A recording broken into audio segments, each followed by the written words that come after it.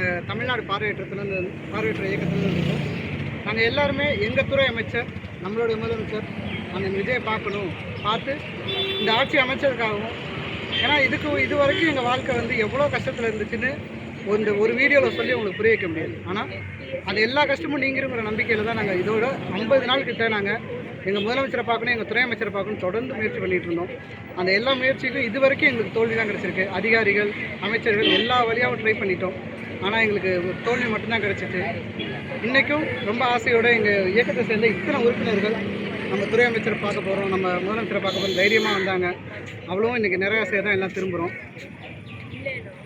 அனைவருக்கும் வணக்கம். தமிழ்நாடு பார்வையற்றோர் இயக்கம் சார்பாக நாங்கள் எல்லாருமே எங்களோட துறை அமைச்சரான அண்ணன் விஜய் அவர்களை பார்க்கறதுக்காக வந்தோம்.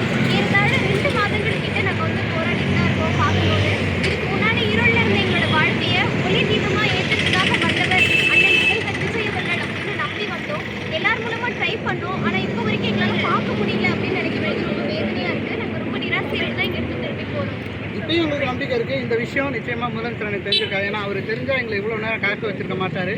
நாங்கள் அமைச்சர்களை பார்த்து அவர் மூலயமா மனு கொடுத்துருக்கோம். இருந்தாலும் எங்கள் துறை அமைச்சரை பார்த்து எங்களுக்கான தேவைகளை நாங்கள் சொன்னால் சரியாக இருக்கும். எங்களுக்கு என்ன தேவைன்னு எங்களோட நீண்ட நாள் கோரிக்கைகள் எல்லாமே இன்னும் அப்படியே தான் இருக்குது. எதுவுமே நிறைவேற்றப்படலை. கடந்த ஆட்சிகளில் நாங்கள் ரொம்ப மறுதளிக்கப்பட்டோம். எங்கள் துறை அமைச்சரை, எங்கள் முதலமைச்சரை அப்பயும் நாங்கள் பார்க்க முடியல, இப்பயும் நாங்கள் பார்க்க முடியல. ஆட்சி மாறினாலும் காட்சி மாறாத ஒரே துறை எங்கள் துறையாக மட்டும்தான் இருக்குது. அது கொஞ்சம் வருத்தம் அளிக்குது. ஆனால் நிச்சயமாக இந்த வீடியோவை வெர்ச்சுவல் வாரியர்ஸ் நண்பர்கள் நிச்சயமாக நீங்கள் அண்ணன்ட்ட கொண்டு போய் சேர்ப்பீங்கிற நம்பிக்கை இருக்குது எங்களுக்கு.